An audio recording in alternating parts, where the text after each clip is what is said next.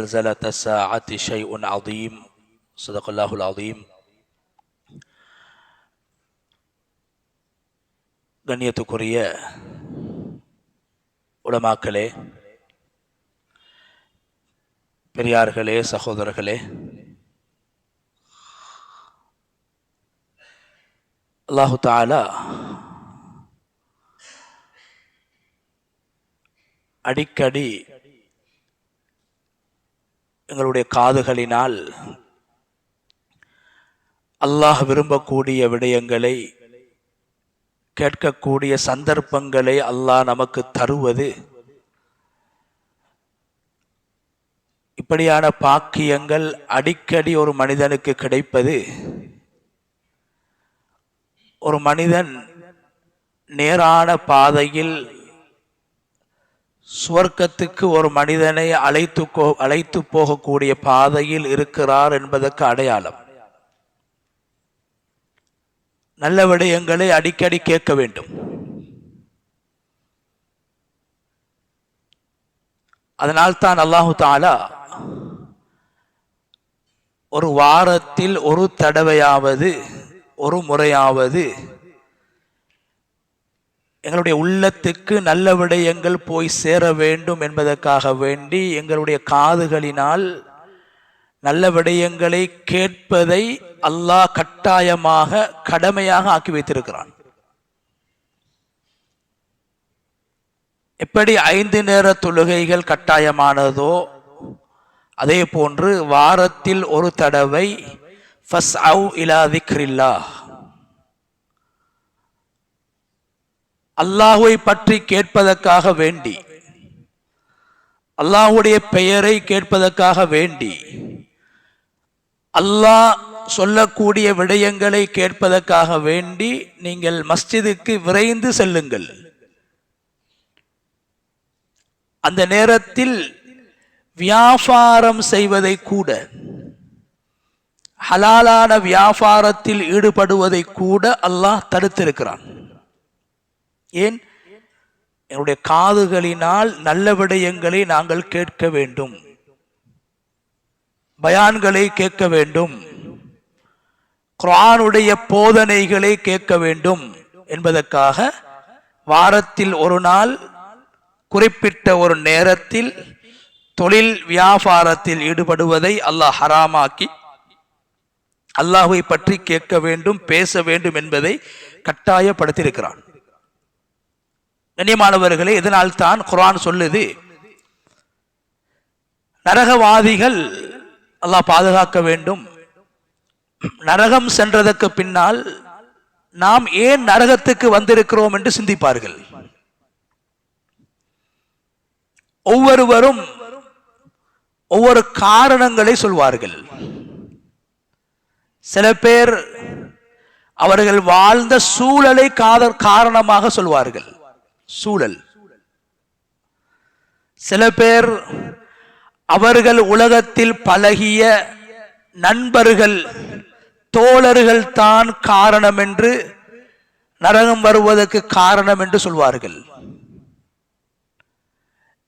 இன்னும் சில பேர் காரணம் சொல்வார்கள், நாங்கள் நரகத்துக்கு வந்ததற்கு காரணம், நாங்கள் உலகத்தில் வாழக்கூடிய நேரத்தில் எங்களோட காதுகளால நல்ல விஷயங்களை கேட்கல, நல்ல பயான்கள் பேசப்பட்டுச்சு, சொல்லப்பட்டுச்சு, நாங்க கேட்கல, நாங்க கலந்து கொள்ளல என்று பயான் கேட்காதத, நல்ல விஷயங்களை கேட்காதது தான் நாங்க நரகம் வந்ததுக்கு காரணம். நாங்க எல்லாரும் அடிக்கடி ஓதக்கூடிய சூரா தான் சூரத்துல் முல்க். சூரத்துல் முல்க்ல அல்லாஹ் அதை பேசுறான்.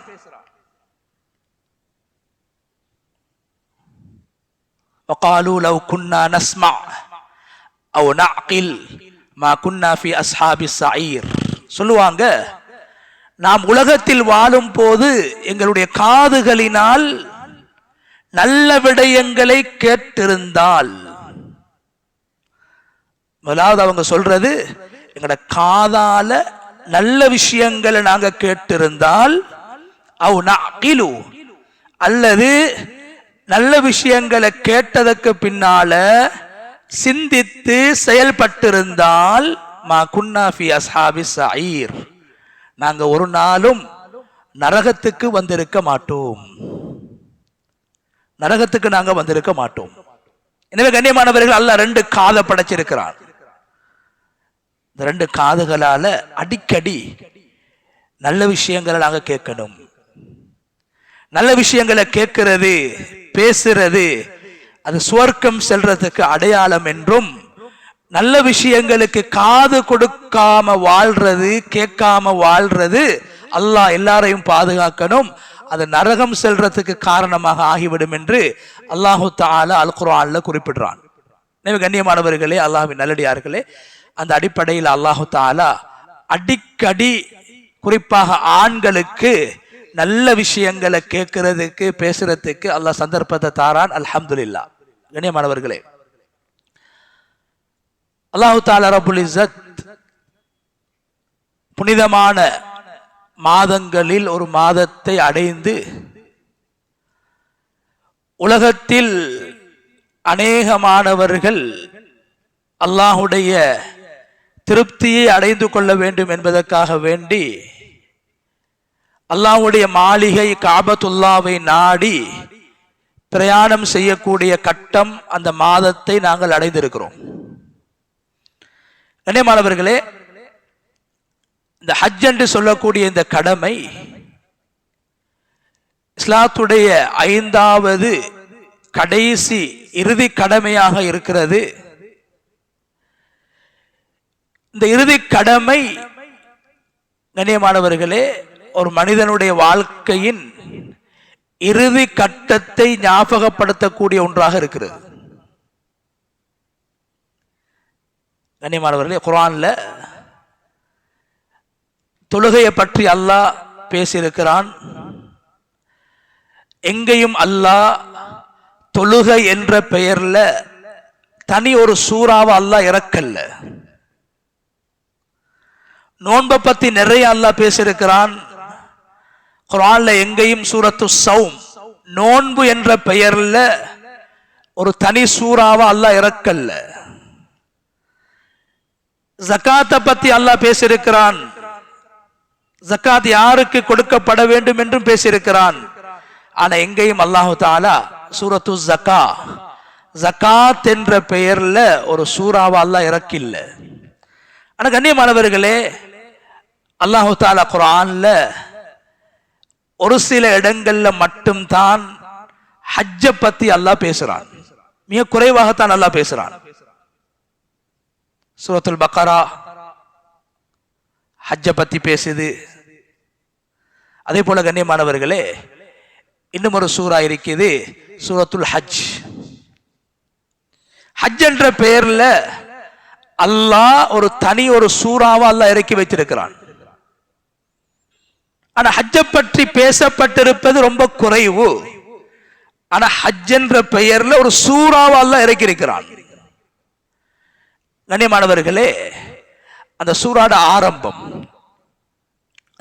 ஆரம்பம் எங்கள் எல்லோருக்கும் ஒரு பயங்கரமான ஒரு செய்தியை முன்வைக்குது. ஹஜ்ஜை பற்றி பேசக்கூடிய சூறாவை அல்லாஹ்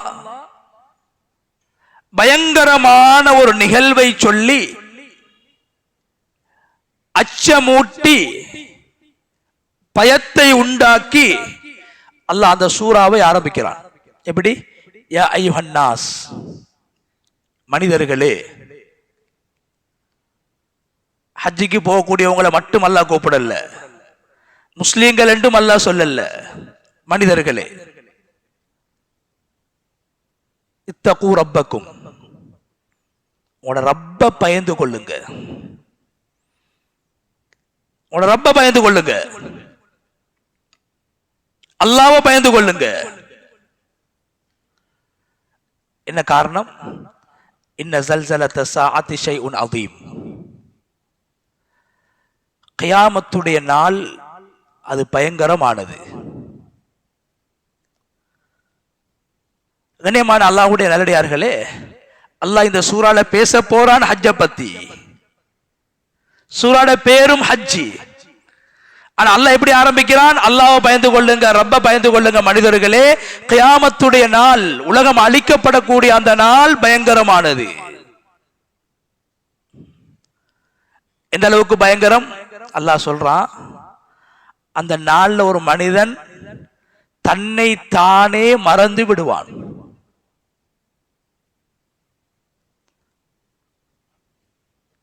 பால் கொடுக்கக்கூடிய ஒரு தாய் குழந்தைக்கு, தாயோட அந்த தாய் எந்த அளவுக்கு அந்த பிள்ளையோட இறக்கமா இருப்பா.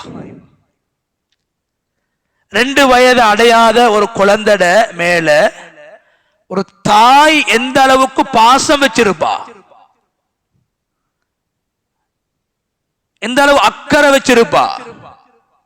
அல்லாஹ் சொல்றான், யௌம தரவுனஹா, அந்த கியாமத்துடைய நாள் எந்த அளவுக்கு பயங்கரம் என்றால், தத்ஹலு குல்லு முர்திஅத்தின் அம்மா அர்தாத், பால் கொடுக்கக்கூடிய தாய்மார்கள் பால் குடிக்கக்கூடிய தங்களுடைய கை குழந்தைகளை மறந்து விடுவார்கள். நரகத்தை இன்னும் காணல, கேள்வி கணக்கை இன்னும் சந்திக்கல, சிராத்துடைய பாலத்தை இன்னும் காணல. அந்த நாள், உலகம் அழிக்கப்படக்கூடிய அந்த நாளில் பாலூட்டக்கூடிய தாய்மார்கள் தாம் பாலூட்டும் குழந்தைகளை மறந்து விடுவார்கள்.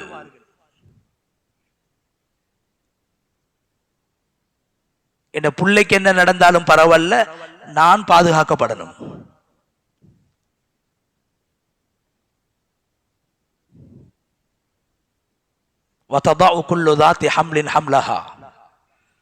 இரண்டாவது அல்லாஹ் சொல்றான், வயிற்றில குழந்தைய சுமக்கக்கூடிய தாய்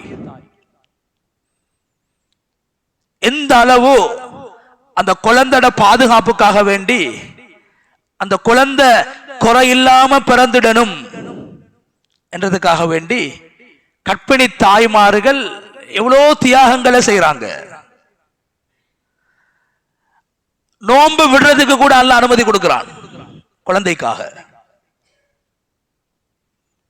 பிரயாணத்தை விடுறாங்க, ஆசைப்படக்கூடிய எத்தனையோ சாப்பாட்டு வகைகளை விடுறாங்க. என்ன காரணம்? வயிற்றில் வளரக்கூடிய இந்த குழந்தை ஆரோக்கியமாக பூர்த்தியாக பிறக்கணும். அந்த குழந்தை இன்னும் காணல, ஆனா அந்த குழந்தைக்கு எந்த ஆபத்தும் வந்துடப்படாது. அல்லாஹ் சொல்றான், இப்படியான ஒரு தாய், குழந்தையை சுமக்கின்ற ஒரு தாய், கண்ணியமானவர்களே, குழந்தைய ஒரு தாய் பெற்றெடுக்கக்கூடிய நேரத்தில் ஏற்படக்கூடிய வலி, வருத்தம், அதுக்கு ஈடாக ஒன்றுமே இல்லை. அப்துல்லாஹ் இப்னு உமர் ரலியல்லாஹு அன்ஹு தவாஃப் செஞ்சுட்டு இருக்கிறாங்க, காபத்துல்லாஹ்ல தவாஃப் செஞ்சு கொண்டிருக்கிறாங்க. ஒரு மனிதர் தன்னுடைய தாயை, மூதாட்டி தாயை தூக்கிட்டு தவாஃப் செய்யறாரு. தவாஃப் செய்யறதே ஒரு சிரமம், காலுக்கு வருத்தம், உடம்புக்கு வருத்தம், சன நெருக்கடி. தாயை சுமந்துட்டு தவாஃப் செஞ்சு கொண்டிருக்கிறார்.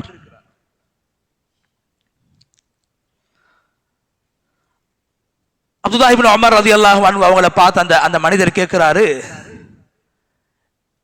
இது என் தாய் நான் வயிற்றுல குழந்தையாக இருந்த நேரத்தில் 8-10 மாதங்கள் என்ன சுமந்தா,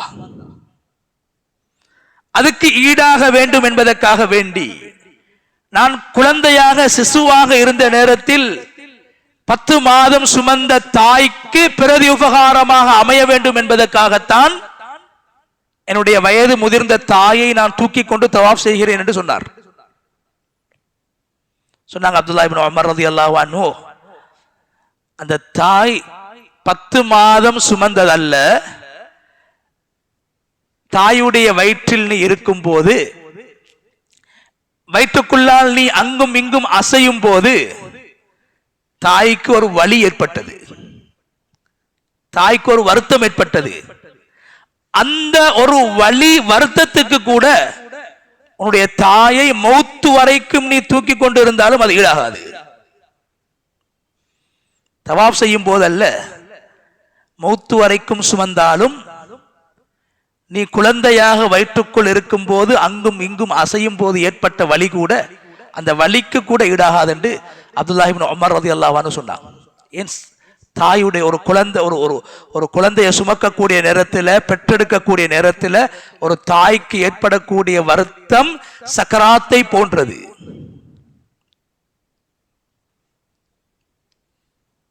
அதனாலதான் சொன்னாங்க ஸல்லல்லாஹு அலைஹி வஸல்லம், யாரு குழந்தைய பிரசவிக்கக்கூடிய நேரத்தில், பெற்றெடுக்கக்கூடிய நேரத்தில் எந்த தாய் மரணிப்பாலோ அந்த தாய்க்கு மறுமையில் அல்லாஹ் ஷஹீதுடைய அந்தஸ்தை கொடுக்கிறான். அந்த அளவுக்கு வேதனை, அந்த அளவுக்கு வருத்தம்.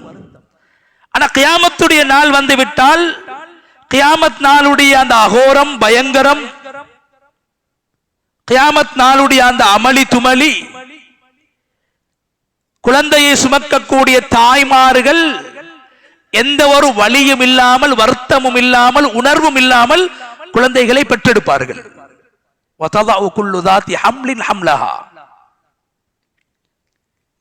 தன்னை அறியாமல் வயிற்றில் இருக்கக்கூடிய குழந்தை கீழே விழுந்து விடும் என்று குர்ஆன் பேசுகிறது. சுகாரா, மூணாவது குர்ஆன் சொல்லுது, நபியே நீங்க மனிதர்களை பார்ப்பீங்க, அந்த நாள்ல போதை வஸ்தை பாவித்தவர்களை போன்று, போதையில் இருப்பவர்களை போன்று நீங்கள் காண்பீர்கள். அசைந்து கொண்டிருப்பார்கள், ஓடிக்கொண்டிருப்பார்கள், வாயினால் உளறிக் கொண்டிருப்பார்கள், நான் யார் என்பதை மறந்தவர்களாக அங்கும் இங்கும் தடுமாறிக் கொண்டிருப்பார்கள். வமாஹும் பிசுகாரா, அல்லாஹ் சொல்றான், அவங்க போதையில இல்ல, ஆனா போதையில் இருப்பதை போன்று அவர்கள் காட்சி அளிப்பார்கள், தடமாறுவார்கள், உளறிக் கொண்டிருப்பார்கள், ஓடிக்கொண்டிருப்பார்கள். வலாக்கின் அதாப் அல்லாஹி ஷதீத். என்ன காரணம்?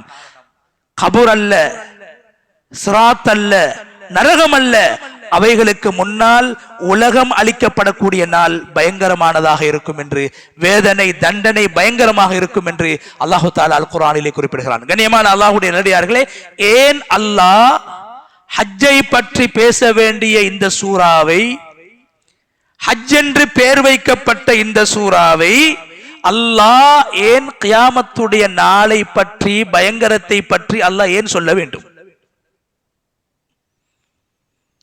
கண்ணியமானவர்களே, என்ன காரணம் என்றால், ஹஜ்ஜுடைய ஒரு ஹாஜி அவருடைய தோற்றம், அவருடைய நடவடிக்கைகள், அவருடைய அசைவுகள், அவர் தங்கக்கூடிய இடங்கள், அவர் தரிக்கக்கூடிய இடங்கள் அனைத்துமே ஒரு மனிதனுடைய மரணிக்கக்கூடிய நாளையும், அவருடைய கபரையும், மஹ்ஷரையும், கியாமத்துடைய அந்த பயங்கரத்தையும், கேள்வி கணக்கையும் ஒரு மனிதனுக்கு ஞாபகப்படுத்தக்கூடியதாக இருக்கிறது. ஒரு ஹாஜி ஹஜ்ஜுக்காக வேண்டி தயாராகும் போது அவர் அணியக்கூடிய இஹ்ராம், அவர் குளிச்சத்துக்கு பின்னால் அந்த இஹ்ராம் அணிகிறாரு. அந்த இஹ்ராமுடைய ஆடையும், அந்த இஹ்ராத்துக்காக வேண்டி அவர் குளிக்கக்கூடிய அந்த குளிப்பும், இஹ்ராம் கட்டினதுக்கு பின்னால் அவர் தொழக்கூடிய அந்த தொழுகையும் அவருடைய உலகத்துடைய கடைசி நாளை ஞாபகப்படுத்த வேண்டும். அவர் குளிக்கும் போது, கண்ணியமானவர்களே, ஒரு நாள் வரும், அந்த நாளில் நான் மரணித்தால் என்னை குளிப்பாட்டுவார்கள். எந்த அளவுக்கு குளிப்பாரு? என்ன சுன்னத்து? உடம்புல அவர் களைய வேண்டிய முடிகளை களைகிறது, ஒரு ஹாஜி செய்ய வேண்டிய விஷயம். உடம்பில் இருக்கக்கூடிய அழுக்குகளை இல்லாமாக்குறது, நல்ல வாசம் பூசி குளிக்கிறது, சுன்னத். அவர் குளிக்கக்கூடிய நேரத்தில் அவருடைய உள்ளத்துல வரணும், ஹஜ்ஜன்றது கடைசி கடமை. என் வாழ்க்கையில நான் சந்திக்கக்கூடிய ஒரு கடைசி நாள் இருக்குது. அந்த நாள்ல நான் இப்ப குளிச்சு இப்ப நான் எப்படி குளிக்கிறேனோ அதை விடவும் கடினமாக என்ன மற்றவங்க குளிப்பாட்டுவாங்க. ஒரு மையத்தை எப்படி குளிப்பாட்டுற, அவர் சும்மா குளிக்க கூட நேரத்தில் கூட அந்த அளவுக்கு அவர் தேய்க்க மாட்டாரு. நகங்களுக்குள்ளாலே எல்லாம் அங்க யாரும் தேய்ச்சி கழுவுறது இல்லை. மூக்க கூட குடைஞ்சி கழுவ மாட்டாங்க தானாக குளிக்கும் போது. ஆனா அவர் மரணித்தாருண்டா சுபஹானல்லாஹ், அவருக்கு அத்தர் வேணுமா, பன்னீர் வேணுமா, குங்குமம் வேணுமா, இழந்த இலை வேணுமா, மனிதனுடைய உடம்புல அழுக்க நீக்கக்கூடிய என்னென்ன சாதனங்கள் இருக்குதோ எல்லாத்தையும் பாவிக்கிறோம். அவருடைய உள்ளத்துல வரணும். முதலாவது ஒரு நாள் வரும், நான் குளிக்கிறேன், என்ன குளிப்பாட்டக்கூடிய ஒரு நாள் வரும். என்ன குளிப்பாட்டுவாங்க. குளிப்பாட்டி என் உடம்புல குளிச்சு முடிச்சதுக்கு பின்னால என்ன என் உடம்புல இருக்கக்கூடிய எல்லா இடங்கள் எல்லா துவாரங்களுக்குள்ளேயும் அவங்க கைய போட்டு புடவை துண்டை போட்டு எல்லா அழுக்கையும் தொடச்சி தண்ணீரையும் தொடச்சி முழுமையாக என்ன நிர்வாணமாக ஆக்கித்தான் கஃன் செய்வாங்க. ஒரு மையத்தை அந்த அளவுக்கு தொடப்பாங்க. இதுங்களுக்கு எதை சொல்லுது? உலகத்தில் எத்தனை வருஷம் வாழ்ந்தாலும் எப்படி வாழ்ந்தாலும் உலகத்தை விட்டு பிரிஞ்சு போகக்கூடிய நேரத்தில் உலகத்துடைய ஒரு துளி தண்ணீரை கூட எனக்கு கபருக்கு கொண்டு போகலாம். காதுக்குள்ள கைய போடுவாங்க, மூக்குக்குள்ள கைய போடுவாங்க, ஈக்கிலால நகத்தை சுத்தம் செய்வாங்க. நகத்துக்குள்ள இருக்கக்கூடிய உலகத்துடைய அழுக்கை கூட கபருக்கு கொண்டு போகலாது. எல்லாத்தையும் தொடச்சி வடிச்சு அதுக்கு பின்னால கஃன் செய்வாங்க. இஹ்ராமுடைய உடுப்பை உடுக்கக்கூடிய நேரத்தில் அது கஃனை ஞாபகப்படுத்த வேண்டும். ஏன் கடைசி பயணம் மரணத்தை ஞாபகப்படுத்தக்கூடிய பயணமாக இருக்க வேண்டும். கண்ணியமானவர்களே, இந்த இஹ்ராமுடைய புடவை எங்களுக்கு கஃனை ஞாபகப்படுத்துது. நபி அவங்க சொன்னாங்க, நீங்க வெள்ளை ஆடையை அணிஞ்சு கொள்ளுங்க, உங்கள மரணிச்சவங்களுக்கு வெள்ளை துணியால கஃன் செய்யுங்க.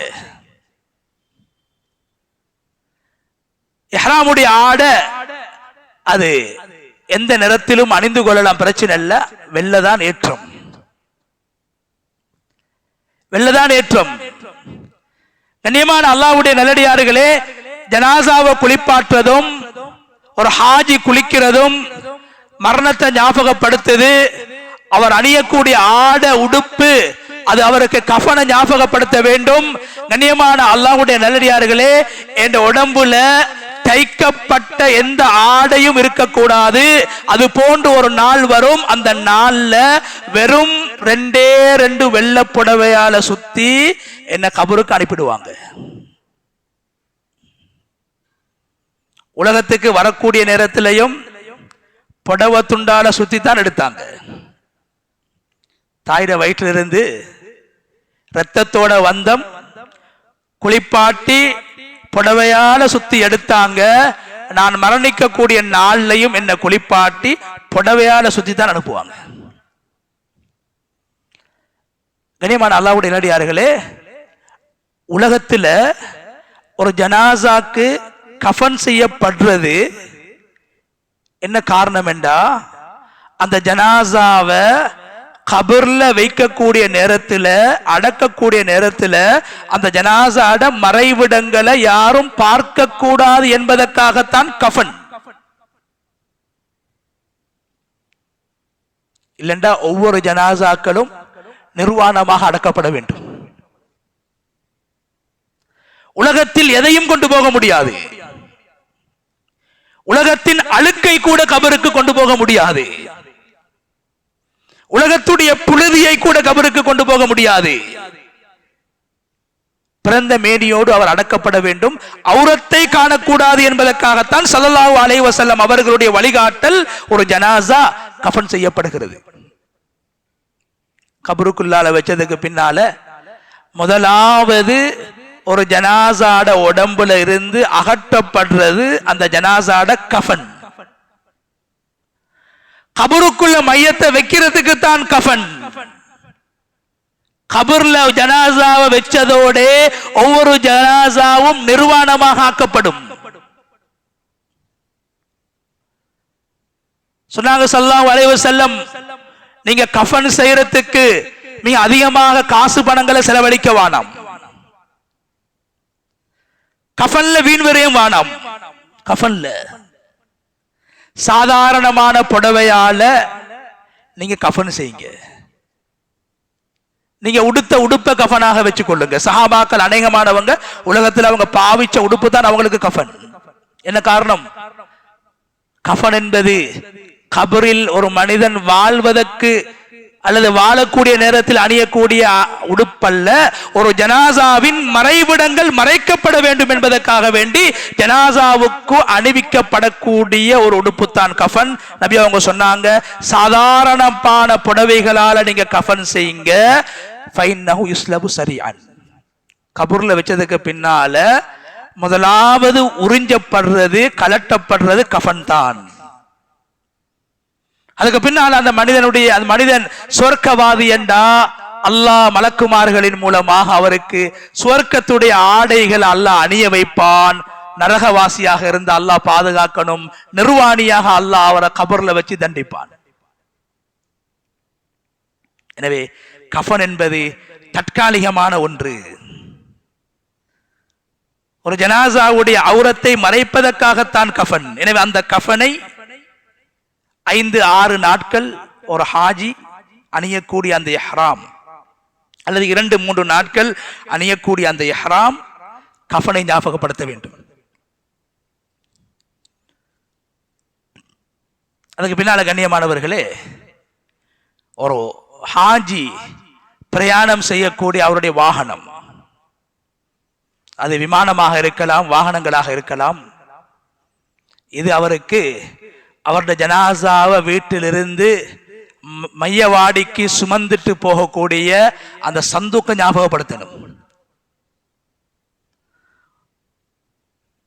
இந்த பயணம் ஹஜ்ஜுடைய பயணம் சொல்லிட்டு போறேன், என் வாழ்க்கையில் இன்னொரு பயணம் இருக்குது, சொல்லிட்டு போறதுக்கு நேரம் இல்லை.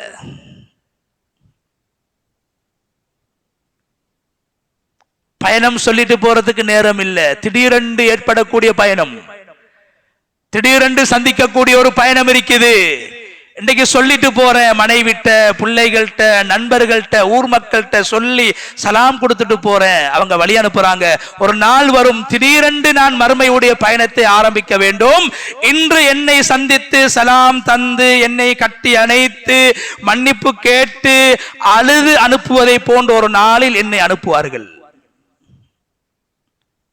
வாகனத்தில் ஏற்றி விமான நிலையத்துக்கு அழைத்து செல்வதை போன்று, காபாவுக்கு அழைத்து செல்வதை போன்று என்னை சந்தூக்கில் வைத்து அழைத்து செல்வார்கள், சுமந்து செல்வார்கள் என்ற உணர்வை என்னுடைய பிரயாணம் ஞாபகப்படுத்த வேண்டும். இஹ்ராம் அணிந்ததிலிருந்து மக்காவுக்கு செல்லும் வரைக்கும் நான் ஒரு மையத்தாக மரணித்து அந்த உணர்வை நாங்கள் ஏற்படுத்திக் கொள்ள வேண்டும். நான் ஒரு ஜனாசாவை சுமந்து கொண்டு போகிறார்கள், நான் ஒரு மையத்தாக பறந்து கொண்டிருக்கிறேன். அதுக்கு பின்னால அவர் மக்கால தங்கக்கூடிய இடங்கள், அது அவருடைய ஹோட்டலாக இருக்கலாம், மினாவுடைய கூடாரமாக இருக்கலாம், முஸ்தலிஃபாவுடைய அந்த மைதானமாக இருக்கலாம், அவர் தரிக்கக்கூடிய இடங்கள் எல்லாம் கபூரை ஞாபகப்படுத்த வேண்டும். ஏன் மினா அது நெருக்கடியாகத்தான் இருக்கும். எவ்வளோ பெரிய உலகத்தை ஆட்சி செய்யக்கூடியவர் வந்தாலும் அந்த மினா, முஸ்தலிஃபா, அரஃபா என்ற இடம் தன்னுடைய தகுதியை விட, அந்தஸ்தை விட குறைந்ததாகத்தான் இருக்கும்.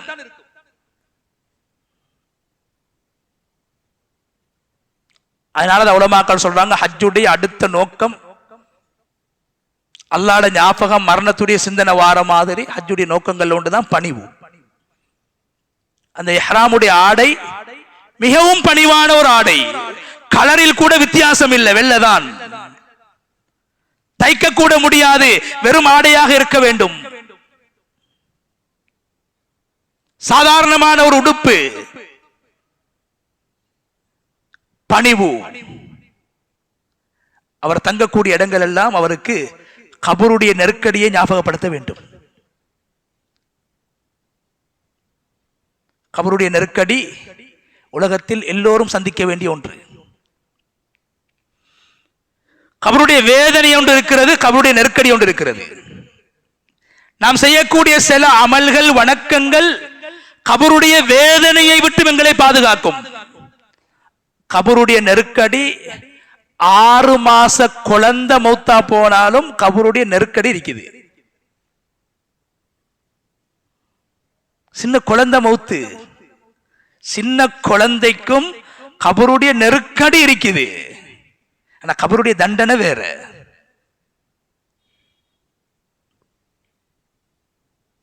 எல்லோரும் சந்திக்க வேண்டிய அந்த கபருடைய நெருக்கடி சின்ன குழந்தைகளும் சந்திக்க வேண்டும்.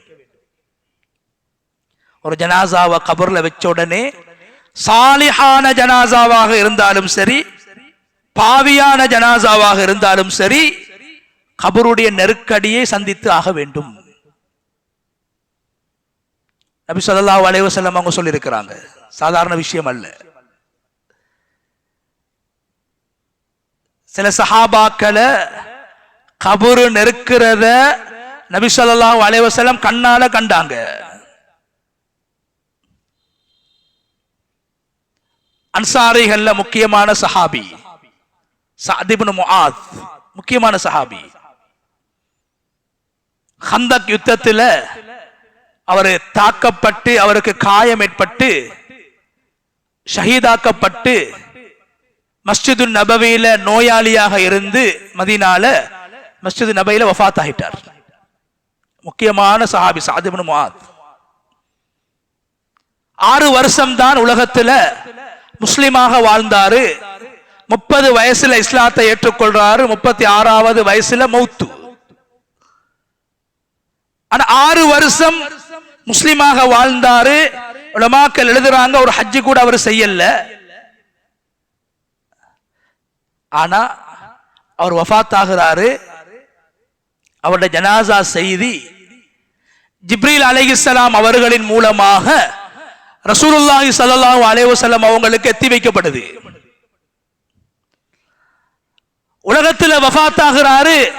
அர்ஷுடைய, அல்லாஹ்வுடைய அந்த அர்ஷுடைய தூண் அசைய ஆரம்பிக்கிறது. அந்த அளவுக்கு ஈமானோடு, அல்லாஹ்வுடைய நெருக்கத்தோடு, அல்லாஹ்வுடைய தொடர்போடு வாழ்ந்த ஒரு மனிதர். அவருடைய ஜனாசா தொழுகையில மலக்குமார்கள் கலந்து கொண்டாங்க. அவருடைய ஜனாசாவை மலக்குமார் சுமந்து கொண்டு போனாங்க. ஹதீஸ்ல வருது. இந்த சஹாபி அவருடைய ஜனாசா கபர்ல வைக்கப்படுது. கண்ணியமான அல்லாஹ்வுடைய நல்லடியார்களே, வைக்கக்கூடிய நேரத்தில் நபி அவங்க தொழுவிச்சு குளிப்பாட்டி கஃன் செஞ்சு மலக்குமார்கள் அவருடைய ஜனாசால கலந்து கொண்ட சிறப்புக்குரிய ஒரு ஜனாசா. கபர்ல ஜனாசா வைக்கப்படுது. நபி ஸல்லல்லாஹு அலைஹி வஸல்லம் அங்க கண்ணீர் வடிக்கிறாங்க. சஹாபாக்கள் கேட்கிறாங்க, யா ரசூலல்லாஹ், அல்லாஹ்ட அர்ஷ் நடுங்குற அளவுக்கு ஈமான்தாரி, மலக்குமார்கள் அவருடைய ஜனாசால கலந்து கொண்டாங்க, தொழுகையில மலக்குமார் கலந்து கொண்டாங்க, ஜனாசாவை மலக்குமார் சுமந்து கொண்டு போனாங்க. இவருடைய ஜனாசாவை பார்த்து நீங்க ஏன் அழுவுறீங்க? சொன்னாங்க ஸல்லல்லாஹு அலைஹி வஸல்லம், இன்னலில் கப்ரி தம்மா. சொன்னாங்க, ஒவ்வொரு மனிதனையும் கபர்ல வைக்கக்கூடிய நேரத்தில் அந்த கபர் இரண்டு பக்கங்களாலையும் ஒரு மனிதனை நெசுக்க ஆரம்பித்து விடும். ஒவ்வொரு ஜனாசாக்களுக்கும் சொன்னாங்க ஸல்லல்லாஹு அலைஹி வஸல்லம், லவ் நஜா மின்ஹா அஹதுன் லனஜா ஸஅத். உலகத்துல கபருடைய நெருக்கடி இல்லாத ஒருவர் உலகத்தில் யாருக்காவது அல்லாஹ் கபருடைய நெருக்கடியை கொடுக்க மாட்டான் என்றால் அல்லாஹ் இந்த சஅத் இப்னு முஆத கபருடைய நெருக்கடியை விட்டும் அல்லாஹ் பாதுகாத்து இருக்க வேண்டும். அல்லாஹ் அவரை கூட பாதுகாக்கல. அல்லாஹ்வுடைய அரிஷை நடுங்க வைக்குகின்ற அளவுக்கு ஒரு ஈமான்தாரியாக வாழ்ந்த ஒரு முஃமின் மலக்குமார்களின் மூலமாக அவருடைய ஜனாசா செய்தியை உலகத்துக்கு சொன்ன ஒரு முஃமின் சொன்னாங்க ஸல்லல்லாஹு அலைஹி வஸல்லம், அவரையும் கபர் நெசுக்குவதை நான் கண்டேன் என்று சொன்னாங்க ஸல்லல்லாஹு அலைஹி வஸல்லம். எனவே கண்ணியமானவர்களே, அங்க நாங்க மினால இருக்கக்கூடிய அந்த சந்தர்ப்பங்கள் அது மிகவும் நெருக்கடியாகத்தான் இருக்கும். வெளிவாசலுக்கு போறதாக இருந்தா வீட்டுல நினைச்ச உடனே போவோம். அங்க அப்படி அல்ல. எவ்வளவோ பெரிய செல்வந்தர்கள் வரக்கூடிய எல்லோரும் செல்வந்தர்கள் தான். செல்வந்தர்களுக்கு தான் ஹஜ் கடமை. ஆனால் அங்கு நினைத்தவுடன் வெளிவாசலுக்கு போக முடியாது, காத்திருக்க வேண்டும். சாப்பாடு தயாராக இருக்கும், புஃபே சாப்பாடு தான். நினைச்சுடனே போய் சாப்பிடலாம், கொஞ்சம் வரிசையில நிக்கணும். ஹஜ்ஜுடைய நோக்கம் அடி தியாகம், பணிவு. நான் ஒரு சாதாரணமானவன், அல்லாஹ்வுக்காக எதையும் விட்டுக் கொடுப்பேன், அல்லாஹ்வுக்காக எதையும் செய்வேன், எதையும் தாங்குவேன் என்ற உணர்வு. ஆக உயர்ந்த அந்தஸ்துல உயர்ந்த இடமாக இருந்தாலும், ஒரு மன்னர் வந்தாலும் அவருடைய மாளிகையில் அவர் அனுபவித்த அந்த விடயங்களை, அவருடைய அந்த ஆடம்பரமான விடயங்களை அங்கு அவரால் பெற்றுக்கொள்ள முடியாது. அவரும் இழக்க வேண்டும். ஒவ்வொருவரும் அவருடைய அந்தஸ்தை விட, அவர் வாழ்ந்த வாழ்க்கையின் நிலையை விட சற்று இறங்க வேண்டும்.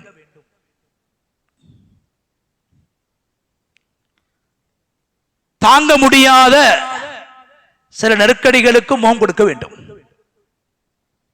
அது பிரயாணங்களாக இருக்கலாம், அது மினாவில் தங்கக்கூடிய இடமாக இருக்கலாம். அதிகமான நாட்கள் ஒரு ஹாஜி ஹஜ்ஜுடைய காலங்களில் தங்க வேண்டிய இடம்தான் மினா. அந்த இடத்திலே நாவை பாதுகாப்பது ரொம்ப சிரமம். எதிர்பார்க்கக்கூடிய சொகுசு, எதிர்பார்க்கக்கூடிய விஷயத்தை அவசரமாக அடைஞ்சு கொள்ளலாம். நெருக்கடி, தங்குற இடம் ஒரு ஆளுக்கு அடுத்தது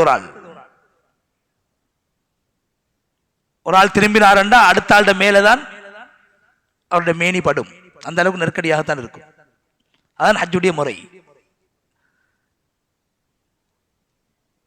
கண்ணியமானவர்களே, பணிவையும் விட்டுக் கொடுப்பையும் சகிப்புத்தன்மையையும் இப்ராஹிம் அலைஹிஸ்ஸலாத்திடத்தில் காணப்பட்ட தியாகங்களின் மூலமாக இப்ராஹிம் அலைஹிஸ்ஸலாம் அடைந்து கொண்ட நட்பண்புகளுக்கான பயிற்சியைத்தான் ஹஜ் ஒரு மனிதனுக்கு வழங்குகிறது. இப்ராஹிம் அலைஹிஸ்ஸலாத்தை பத்தி அல்லாஹ் குர்ஆன்ல என்ன சொல்றான்? அவ்வாஹுன் ஹலீம். இப்ராஹிம் அலைஹிஸ்ஸலாம் தன்னை நாவால எப்பையும் அல்லாஹ்ட பேரை சொல்லுவாங்க. திக்ர், அல்லாஹ்ட பேர். முதலாவது, ஒரு ஹாஜி இஹ்ராம் கட்டினத்துல இருந்து கடைசி தவாஃபுல் வதா, கடைசி தவாஃப், ஒரு ஹாஜுடைய ஆரம்பமும் தவாஃப், கடைசியும் தவாஃப். ஆரம்பத்திலிருந்து கடைசி வரைக்கும் வீட்டுல இஹ்ராம் கட்டினத்துல இருந்து தவாஃபுல் வதாவை முடிச்சு நாடு திரும்பும் வரைக்கும் அவருடைய வாயிலிருந்து வார வார்த்தை அல்லாஹ் அல்லாஹ் அல்லாஹ் என்ற வார்த்தை.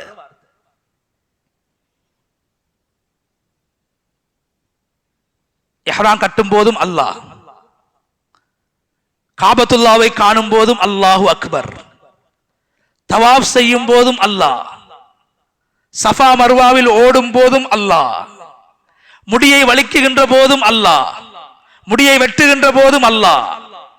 அதற்கு பின்னால் அங்கு மினாவில் அல்லாஹ்வே குர்ஆன்ல சொல்றான், வத்குருல்லாஹ ஃபீ அய்யாமின் மஅதூதாத், மினாவுடைய அந்த நாட்களில் அல்லாஹ்வை அதிகமாக ஞாபகம் செய்யுங்கள். அரஃபாவுக்கு செல்கின்ற போதும், அரஃபாவிலிருந்து வரும்போதும், முஸ்தலிஃபாவில் தரிக்கும் போதும் அல்லாஹ்வை ஞாபகம் செய்யுங்கள், என்னை ஞாபகம் செய்யுங்கள் என்று நாவினால் அல்லாஹ்வுடைய பெயர் உரைக்கப்பட வேண்டும், சொல்லப்பட வேண்டும் என்று ஒரு ஹாஜியின் மூலமாக அல்லாஹ் எதிர்பார்க்கிறான். இது இப்ராஹிம் அலைஹிஸ்ஸலாத்துடைய தன்மை. இன்ன இப்ராஹிம் லஅவ்வாஹ், குர்ஆன் சொல்லுது. அதான்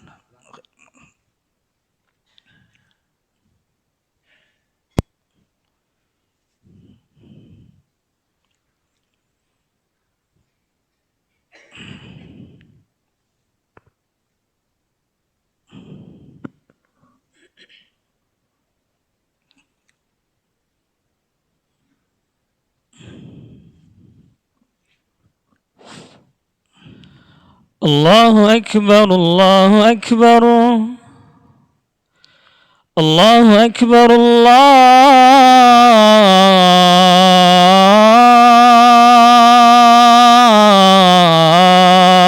الله أكبر. أشهد أن لا إله إلا الله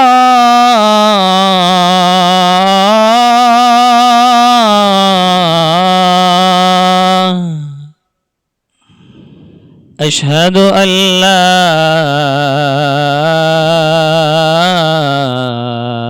إله إلا الله أشهد أن محمد رسول الله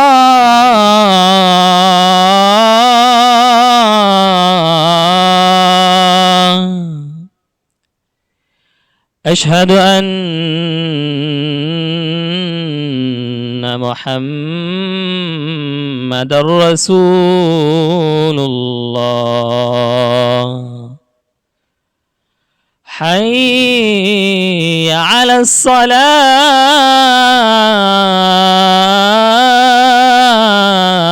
الصلاة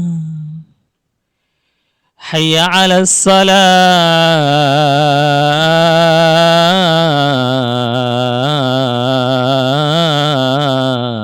الصلاة حي على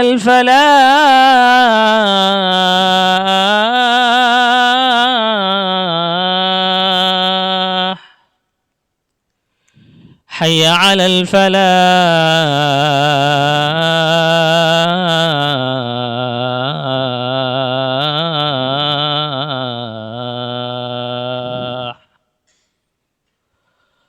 الله أكبر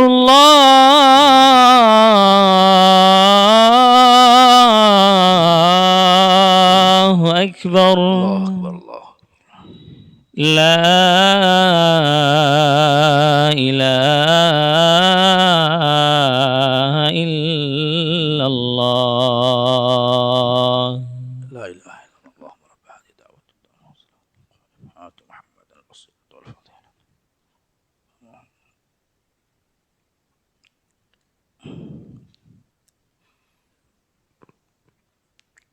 கண்ணியமான சகோதரர்களே, தாய்மார்களே, இப்ராஹிம் அலைஹிஸ்ஸலாம் அவர்களின் மூலமாகத்தான் காபத்துல்லா புனர் நிர்மாணம் செய்யப்பட்டு ஹஜ்ஜுடைய வணக்க வழிபாடுகளை அல்லாஹ் ஜிப்ரீல் அலைஹிஸ்ஸலாம் அவர்களின் மூலமாக இப்ராஹிம் அலைஹிஸ்ஸலாத்துக்கு சொல்லிக் கொடுத்து காட்டிக் கொடுத்து இப்ராஹிம் அலைஹிஸ்ஸலாம் செய்த விடயங்களை செய்து இப்ராஹிம் அலைஹிஸ்ஸலாத்திடத்தில் காணப்பட்ட நல்ல பண்புகளில் ஓரளவு ஒரு முஃமின் தன்னுடைய வாழ்க்கையில் ஏற்படுத்தி கொள்ள வேண்டும் என்பதுதான் ஹஜ். அந்த அடிப்படையில் ஒரு ஹாஜி அவர் இஹ்ராம் கட்டினதிலிருந்து அவர் கழிக்கக்கூடிய எல்லா சந்தர்ப்பங்களிலும் அவருடைய நாவினால் அதிகமாக அல்லாஹ்வை ஞாபகப்படுத்த வேண்டும், அல்லாஹ்வை திக்ர் செய்ய வேண்டும். இப்ராஹிம் அலைஹிஸ்ஸலாம் சோதனைகள் ஏற்படக்கூடிய நேரத்திலும் சந்தோஷங்கள் ஏற்படும் போதும் அதிகமாக அல்லாஹ்வுடைய பெயரை சொல்வார்கள். அல்லாஹ் அல்லாஹ் என்று அதிகமாக சொல்வார்கள், உச்சரிப்பார்கள் என்று குர்ஆன் பேசியிருக்கிறது. அந்த அடிப்படையில் கண்ணியமானவர்களே, ஒரு ஹாஜி முதலாவதாக அல்லாஹ்வை ஞாபகம் செய்ய வேண்டும், அல்லாஹ்வுடைய பெயரை சொல்ல வேண்டும். அதனால் தான் ஒரு ஹாஜி அல்லாஹு தஆலா ஆரம்பத்திலிருந்து கடைசி வரைக்கும் அல்லாஹ்வுடைய சிந்தனையில் திக்ரில் அல்லாஹ் ஈடுபடுத்துகிறான். ஒரு ஹாஜி செய்யக்கூடிய அமல்களை குர்ஆன்ல அல்லாஹ் பேசும்போது திக்ரத்தான் பேசுறான். என்ன காரணம் என்றா, அவர் திக்ர விட்டார் என்றால் அவருடைய நாவு வீணான விஷயங்களை பேச ஆரம்பித்து விடும், வீணான தர்க்கங்களில் ஈடுபட ஆரம்பித்து விடும். வீணான விடயங்களில் நாவு ஈடுபடுத்தப்படக்கூடாது என்பதற்காக அல்லாஹ் ஒரு ஹாஜிக்கு வழிகாட்டுறது, இப்ராஹிம் அலைஹிஸ்ஸலாத்தை போல நீங்க திக்ர் செஞ்சு கொண்டே இருங்கள். கண்ணியமானவர்களே, ஹஜ்ஜுக்கு போகக்கூடியவங்க ஆண்கள் தைத்த ஆடைகளை அணியக்கூடாது, ஆண்கள் பெண்கள் இரண்டு சாராரும் வாசங்கள் பூசக்கூடாது, இஹ்ராத்துக்காக நியத்து வைத்ததற்கு பின்னால் ஹஜ்ஜுடைய கடமையை முடிக்கும் வரைக்கும் முடிகளை களையக்கூடாது, நகங்களை களையக்கூடாது. இந்த விடயங்கள் ஒரு ஹாஜி பேண வேண்டிய ஒழுங்குகள். ஆனா கண்ணியமானவர்களே, இது நபி ஸல்லல்லாஹு அலைஹி வஸல்லம் அவர்களின் மூலமாக ஹஜ் செய்யக்கூடியவர்கள், உம்ரா செய்யக்கூடியவர்களுக்கு வழிகாட்டப்பட்ட விடயம். ஆனா குர்ஆன் ஹஜ்ஜை பற்றி பேசும்போது இந்த விடயங்களை பேசவில்லை. இது எல்லாராலையும் செய்ய இயலும். தைக்கப்பட்ட ஆடைகளை ஆண்கள் அணிய மாட்டார்கள், நியத்து வைத்ததற்கு பின்னால் வாசம் பூச மாட்டார்கள், முடிகளை நகங்களை உம்ராவை அல்லது ஹஜ்ஜை நிறைவேற்றும் வரைக்கும் அகற்ற மாட்டார்கள். இது எல்லாராலும் செய்ய இயலும். ஆனா கண்ணியமானவர்களே, ஹஜ்ஜுடைய பிரயாணம் என்றது, வணக்கம் என்பது ஒரு சில மணித்தியாலங்கள்ல செய்ய இயலுமான வணக்கம் அல்ல, தொழுகையை போன்று. ஹஜ்ஜுக்கென்று குறிப்பிட்ட நாட்கள், குறிப்பிட்ட நேரங்களில் ஒவ்வொரு அமலும் செய்யப்பட வேண்டும். அரஃபாவுடைய நாள் 9வது நாள், கல்லறிய வேண்டிய நாள் 10, 11, 12. முஸ்தலிஃபாவில் பெருநாளுடைய அந்த இரவை கழிக்க வேண்டும். நேரம் குறிப்பிடப்பட்டு அந்தந்த நேரத்தில் தான் அந்தந்த வணக்கங்கள் நிறைவேற்றப்பட வேண்டும். நேரத்துக்கு ஒரு விடயம் செய்யப்பட வேண்டும். அரஃபாவுடைய மைதானத்தில் இந்த நேரத்தில் தான் தரிக்க வேண்டும் என்று நேர முகாமைத்துவம். ஹஜ் என்பது வெறுமனே தல்பியா சொல்லிட்டு செஞ்சிட்டு வர அமல் அல்ல. ஒரு முஃமினுக்கு நேர முகாமைத்துவம். ஹஜ்ஜை முடிச்சிட்டு வந்தாலும் அவருடைய வாழ்க்கையில் ஒழுங்கு இருக்க வேண்டும். அல்லாஹ்வுடைய பேரை சொல்ற மாதிரி, திக்ர் செய்யற மாதிரி ஒரு விடயத்தை டைமுக்கு நேரத்துக்கு செய்யற பயிற்சிய இந்த ஹஜ்ஜி கொடுக்குது. நான் 25 லட்சம் செலவழிச்சிருக்கிறேன் என்று நாங்க நினைச்ச நேரத்துக்கு அரஃபாக்கு போகலாம். நாங்க நினைச்ச இடத்துல போய் தங்கலாம். இங்கதான் போகணும், இந்த இடத்துக்கு தான் வரணும், மக்காக்கு தான் போகணும், மினாக்கு தான் வரணும், இங்கதான் இருக்கணும், இந்த டைமுக்குள்ள இருக்கணும்.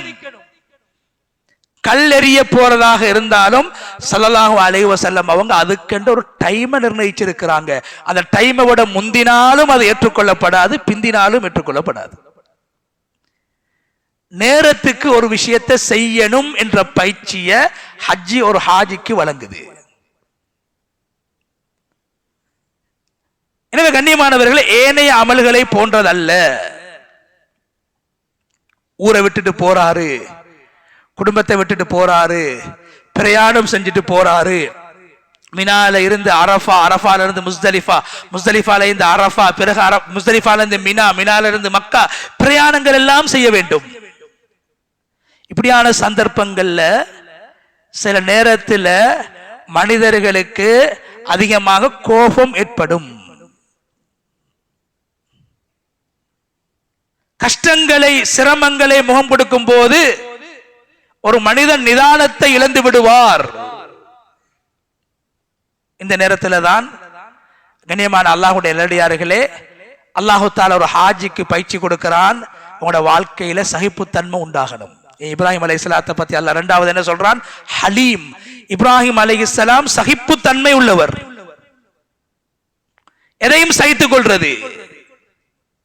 கோபம் வரும்போது நாவை கட்டுப்படுத்துறது, உணர்வுகளை கட்டுப்படுத்துறது ஹஜ்ஜுடைய முக்கியமான நோக்கம். அதனாலதான் அல்லாஹ் சொல்றான், அல்லாஹ் குர்ஆன்ல சொல்லல ஒரு ஹாஜி தைத்ததை அணியக்கூடாது, வாசம் பூசக்கூடாது.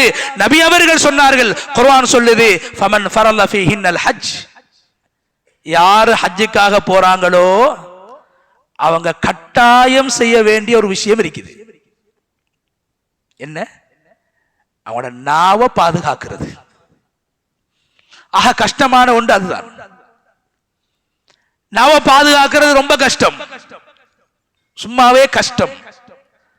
ஆனா அவர் தியாகங்களுக்கும் பிரச்சனைகளுக்கும் இன்னல்களுக்கும் நெருக்கடிகளுக்கும் முகம் கொடுக்கும் போது நாவை பாதுகாப்பது ரொம்ப சிரமம். அல்ல எதை சொல்ல வாரா?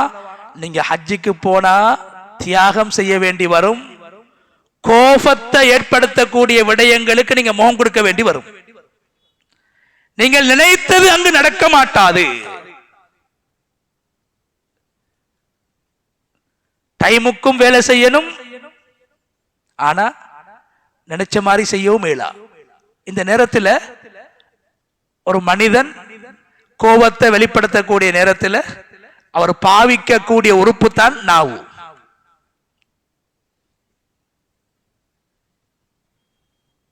கோபம் வரும்போது அவனோட கை கால் அசைறதுக்கு முன்னால நாவு தான் அசையும். அதான் அல்லாஹ் சொல்றான், நீங்க ஹஜ்ஜுக்கு தயாராகிட்டீங்களா, முதலாவது ஃபலா ரஃபஸ், உங்களோட நாவால எந்த ஒரு தூசண வார்த்தைகளும் வரக்கூடாது. திருமணத்தோடு சம்பந்தப்பட்ட விஷயங்கள், பெண்களோடு சம்பந்தப்பட்ட விஷயங்கள் எந்த ஒன்றை நீங்க பேசிடப்படாது. அந்த உணர்வு உங்களுக்கு வந்துடப்படாது. ஏன்?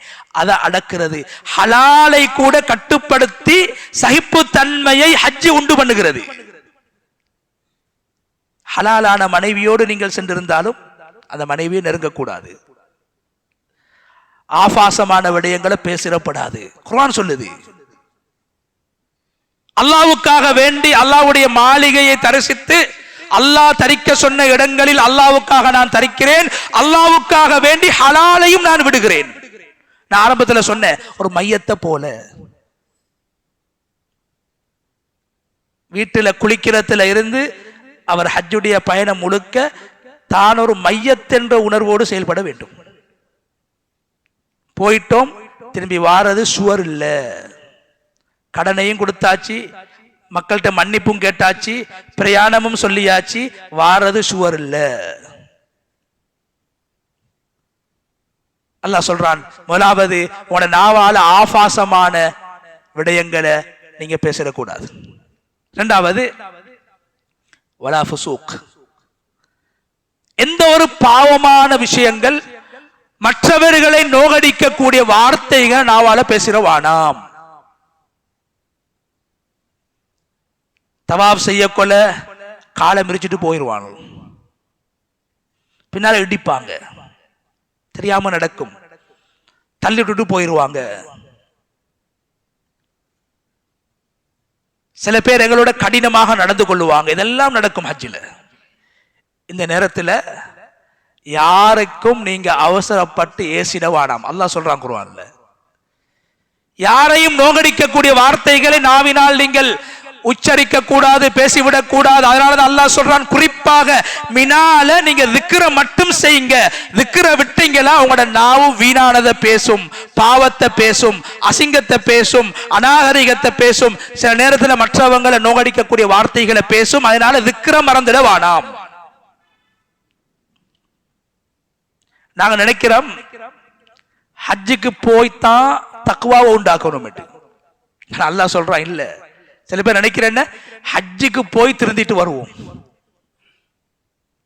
குர்ஆன் சொல்லுது, இல்ல, நீங்க திருந்திட்டு ஹஜ்ஜுக்கு போங்க. ஹஜ்ஜுக்கு போய்த்து வந்து ஹராத்தை விடுவோம், இல்ல. குர்ஆன் சொல்லுது, ஹராத்தை விட்டுட்டு ஹஜ்ஜுக்கு போங்க. போய் வந்து திருந்துவதல்ல, போவதற்கு முன்னால் திருந்த வேண்டும். போவதற்கு முன்னால் நாவை கட்டுப்படுத்த வேண்டும்.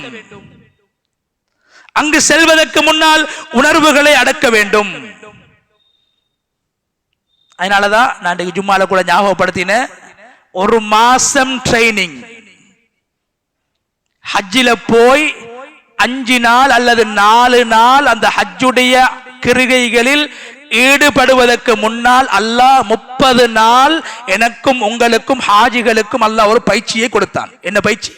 எதை பார்க்க வேண்டும் என்ற பயிற்சி, எப்படி பேச வேண்டும் என்ற பயிற்சி, ஆசைகளை உணர்வுகளை எப்படி அடக்க வேண்டும் என்ற பயிற்சி, நாவை எப்படி நல்ல விடயங்களில் ஈடுபடுத்த வேண்டும் என்ற பயிற்சி ரமலானில் ஒரு மாதம் தந்து தக்வாவுடைய உணர்வை ஏற்படுத்தியதற்கு பின்னால் தான் அல்லாஹ் சொல்றான், நீ ஹஜ்ஜிக்கு வா.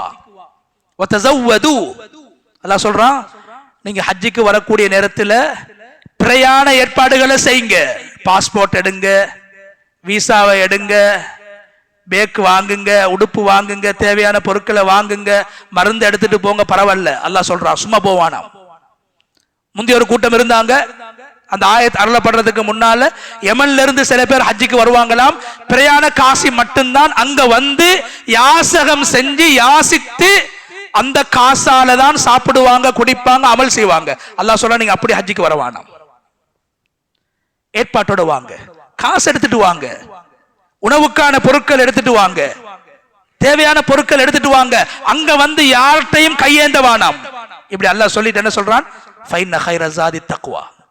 நீங்க உடுப்பும் எடுத்தாச்சு, விசாவும் எடுத்தாச்சு, பாஸ்போர்ட்டும் எடுத்தாச்சு, பிரயாணத்துக்கான ஏற்பாடு எல்லாம் செஞ்சாச்சு, தக்வாவை மறந்துட வேணாம். அங்க போய் தக்வாவை பெறதல்ல, தக்வாவோட இங்க இருந்து வாங்கன்றான் அல்லாஹ். அப்பதான் அந்த நாவு பேணப்படும். ஹஜ்ஜுடைய உண்மையான நோக்கத்தை புரிந்த ஒரு ஹாஜியாக, ஹஜ்ஜுன் மப்ரூரை பெற்ற ஹாஜியாக அவர் மாறுவார். நாட்டிலிருந்து போகும்போது பக்குவமாக போக வேண்டும். எனவே ஃபைன்ன கைர ஸாதி தக்வா, நீங்க பிரயாண ஏற்பாடுகளை செய்கின்ற போது தக்வா என்ற ஏற்பாட்டையும் செய்து கொள்ளுங்கள். அதனாலதான் ரமலானுடைய சூட்டோட, அந்த ரமலானுடைய அந்த உணர்வோட, ரமலானுடைய பயிற்சியோட அல்லாஹ் ஹஜ்ஜ ஆரம்பிக்கிறான். ஷவ்வாலுடைய புற கண்டத்திலிருந்து ஒரு ஹாஜிக்கு மக்காவுக்கு போகலும் ஒரு மாத பயிற்சி தந்து அல்லாஹ் எடுக்கிறான், சும்மா இல்ல. ஏன் வாழ்க்கையில ஒரு தடவை செய்யற வணக்கம் வீணாகிடப்படாது. வாழ்க்கையில ஒரு தடவை உலகத்தை ஆளக்கூடிய ஆட்சியாளராக இருந்தாலும் வருடா வருடம் ஹஜ்ஜி செய்ய வேண்டும் என்ற அவசியம் அவர்களுக்கு கிடையாது. ஒவ்வொரு மனிதனும் தன்னிடத்தில் இருக்கக்கூடிய காசால அவர் ஹஜ்ஜி செய்யறது தான் ஹஜ். மற்றவங்களுக்கு உதவி செய்யறது மனிதாபிமானம், கடமை அல்ல. ஒரு கணவன் அவர்கிட்ட காசு இருக்குதா, வசதி இருக்கிறா, அவர் ஹஜ்ஜி செய்யறது அவருக்கு கடமை. அதை விட அதிகமாக காசு இருக்கிறதால மனைவிய ஹஜ்ஜி செய்ய வைக்கிறது அவருக்கு கடமை இல்லை, அது மனிதாபிமானம், கடமை அல்ல. ஒரு செல்வந்தன் அவர் ஹஜ்ஜி செஞ்சாரு, அவர்கிட்ட அல்லாஹ் கேட்க மாட்டான், நீ ஏன் மனைவியை கூட்டிட்டு போகல. மனைவிட்ட காசு இருந்தா அவைக்கு ஜக்காத்தும் கடமை, அதே நேரத்தில் அவைக்கு ஹஜ்ஜி கடமை. அவங்களோட காசு. கணவன்மார்கள் மனைவிமார்களை மனிதாபிமானத்தின் அடிப்படையிலே அழைத்து செல்கிறார்களே தவிர அவர்களுக்கு கடமை அல்ல. இதை மனைவிமார் புரிஞ்சு கொள்ளணும். வாழ்க்கையில காபத்துல்லாவை காணக்கூடிய ஒரு சந்தர்ப்பத்தை, ஹஜ்ஜி செய்யக்கூடிய சந்தர்ப்பத்தை என்ற கணவன் எனக்கு ஏற்படுத்தி செஞ்சு தந்திருக்கிறாரு, ஏற்பாடு செய்து தந்திருக்கிறாரு. இது அவருடைய கடமை அல்ல, பொறுப்பல்ல, அவருடைய மனிதாபிமானம் என்பதை புரிந்து கொள்ள வேண்டும். அப்படியான தாய்மார்கள் ஹஜ்ஜிக்கு போனதுக்கு பின்னாலேயும் ஹஜ்ஜிக்கு பின்னாலேயும் கணவன்மார மறந்துடாதீங்க. ஏன், உங்களுக்கு உபகாரம் செஞ்சிருக்கிறாங்களே தவிர கடமை அவங்க செய்யல, அது கடமை அல்ல. உலமாக்களிக்கிறான், கேட்டு பாருங்க.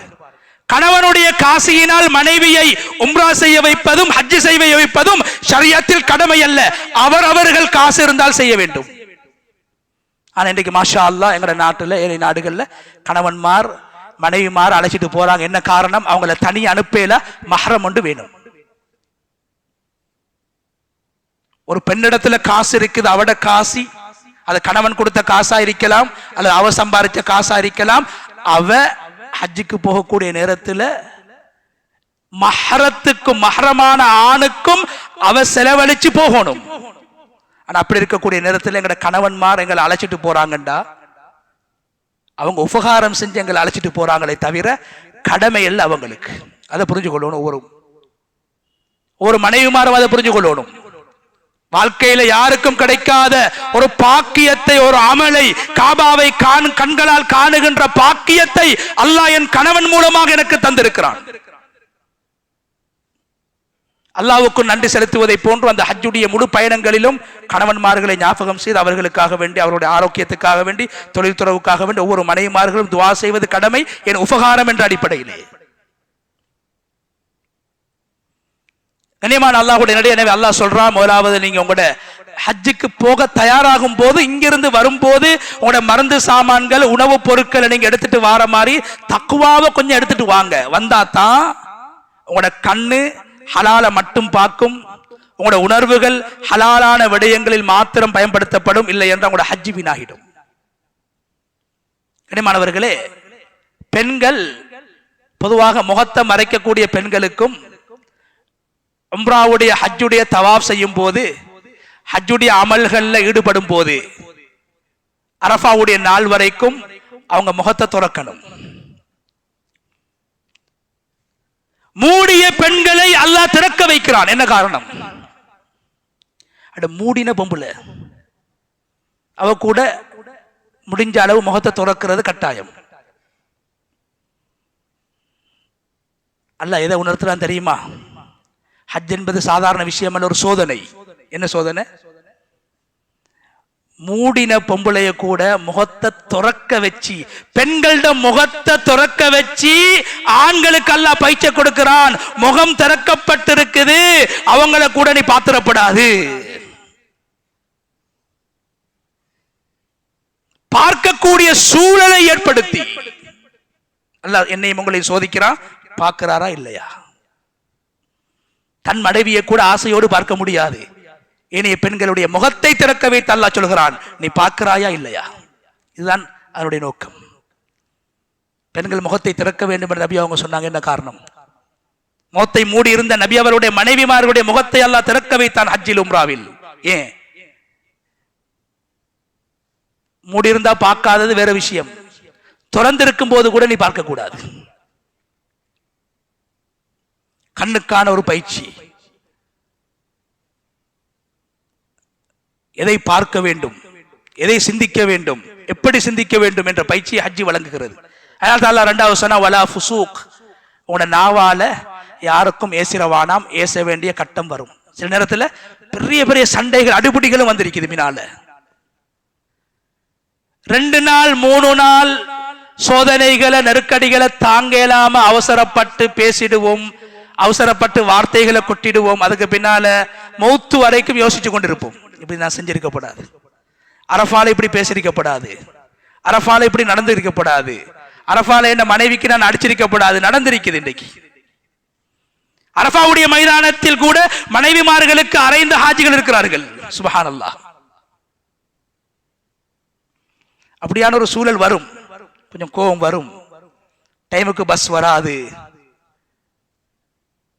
டைமுக்கு கூடாரத்துக்கு போக இல்லாம போகும், டைமுக்கு சாப்பாடு கிடைக்காது, நினைச்ச நேரத்தில் வெளிவாசலுக்கு போக இயலாது, கால கையை விரிச்சு தூங்க இயலாது, நிலைமைகள் வரும். இந்த நேரத்தில் நாவு பேணப்பட வேண்டும். அதான் அல்லாஹ் சொன்னா, யாருக்கும் ஏசிரவானாம், ஏசக்கூடிய சூழல் வரும், ஏசக்கூடிய கட்டம் வரும். கணவன் மனைவிக்கு, மனைவி கணவனுக்கு, மற்றவங்களுக்கு ஏசக்கூடிய பேசக்கூடிய சந்தர்ப்பங்கள் நிறைய வரும். என்ன காரணம்? ஹஜ்ஜை தனிச்சு செய்யலாம், தனிய தொலையலும், ஹஜ்ஜை தனிய செய்யலாம், ஹஜ்ஜி சேர்ந்துதான் செய்யணும்.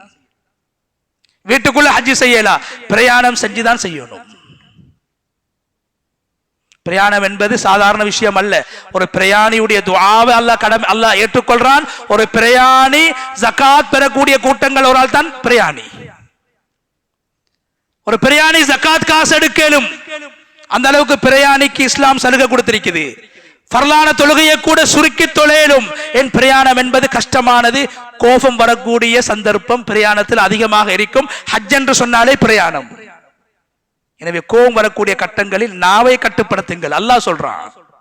3வது வலா ஜிதால், தர்க்கங்கள்ல ஈடுபட வேணாம். தர்க்கம். ஹஜ்ஜுக்கு போறோம், ஒரு வழிகாட்டிக்கு கீழால ஹஜ்ஜி செய்யறோம், அல்ஹம்துலில்லாஹ். அந்த வழிகாட்டி எங்களுக்கு எதை வழிகாட்டுறாரோ அதுதான் நாங்க செய்யக்கூடிய ஹஜ்ஜி. அதுல ஏதாவது குறைபாடுகள் இருந்தா அல்லாட்ட மாற்றுறது வழிகாட்டி. ஆனா நான் கட்டுப்படணும். ஹஜ்ஜுடைய நோக்கம் கட்டுப்பாடு. நான் நாட்டில் அப்படி இருந்தேன் இப்படி இருந்தேன், அங்க போன ஒன்றும் சரி வராது. எப்படி நாங்க மஸ்ஜிதுக்கு வாரம், நாங்க எவ்வளவு பெரிய அந்தஸ்துல இருந்தாலும் எங்களை விட சில நேரத்தில் இமாம் அந்தஸ்துல வசதியில குறைஞ்சவரா இருப்பாரு. அவருக்கு கட்டுப்பட்டு தக்பீர் கட்டுறோம், ருக்கு செய்யறோம், சுஜூத் செய்யறோம். ஜனாதிபதி வந்தா கூட அவர் ருக்குக்கு போனாதான் ஜனாதிபதி ருக்குக்கு போகணும். நான் ஜனாதிபதி என்று அவருக்கு முந்தி போகலாது.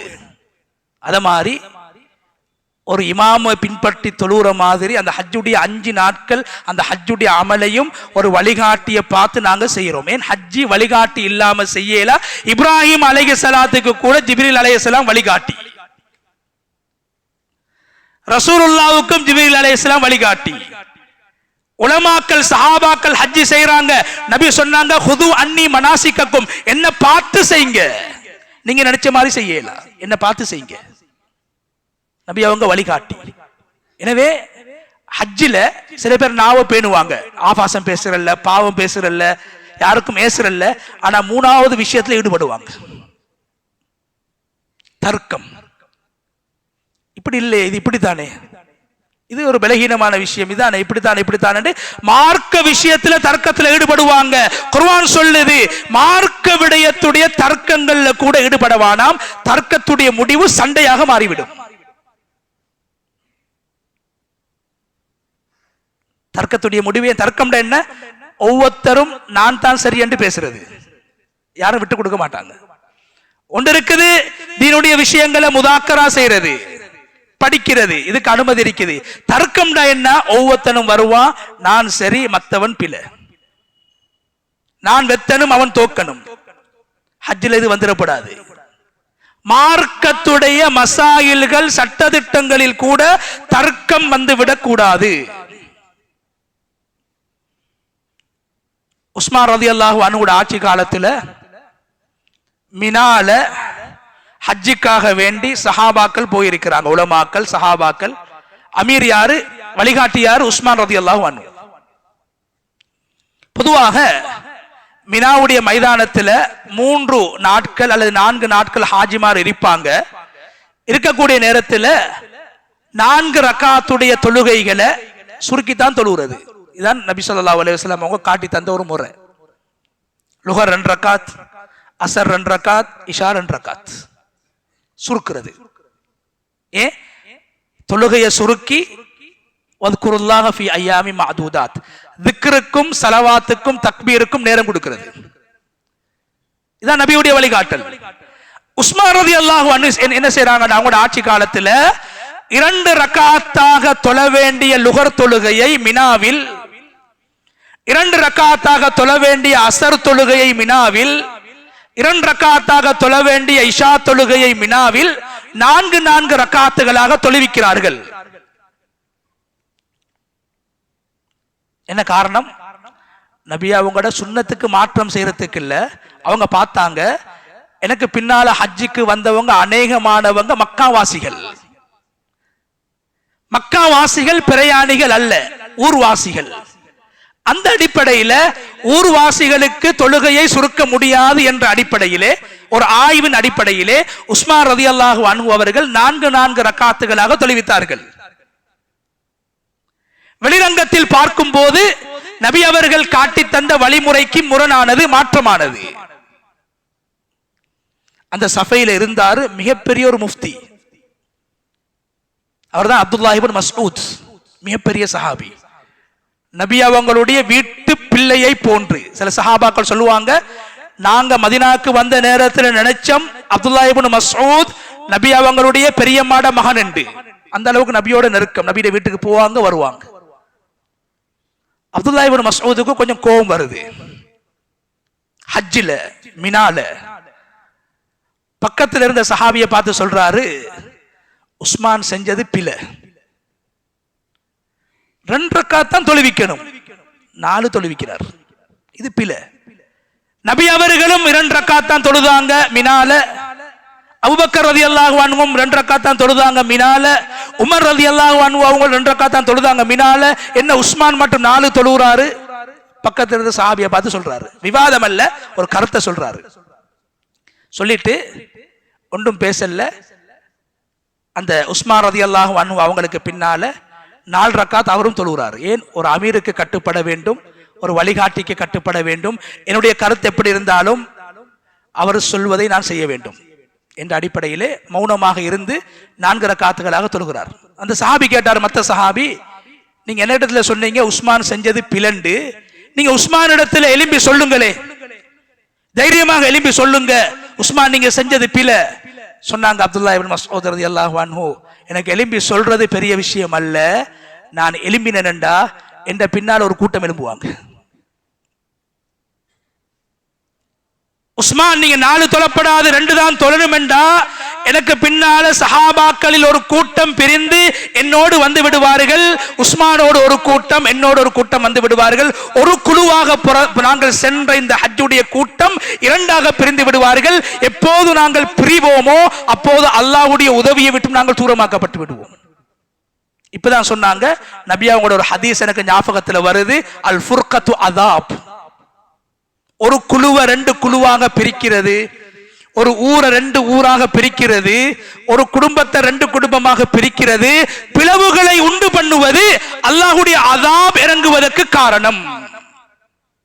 வல் ஜமாஅத்து கைர், ஒற்றுமையாக ஒரு அமீருக்கு கீழால் செயல்படுவது, கட்டுப்பட்டு நடப்பது அல்லாஹ்வுடைய கைருக்கு காரணம் என்று அப்துல்லாஹ் இப்னு மஸ்ஊத் ரலியல்லாஹு அன்ஹு அவர்கள், உஸ்மான் ரலியல்லாஹு அன்ஹு அவர்கள் அவர்களுடைய கண்ணோட்டத்தில் தவறு செய்கிறார்கள் என்பதையும் கண்டு சகித்துக் கொண்டார்கள்.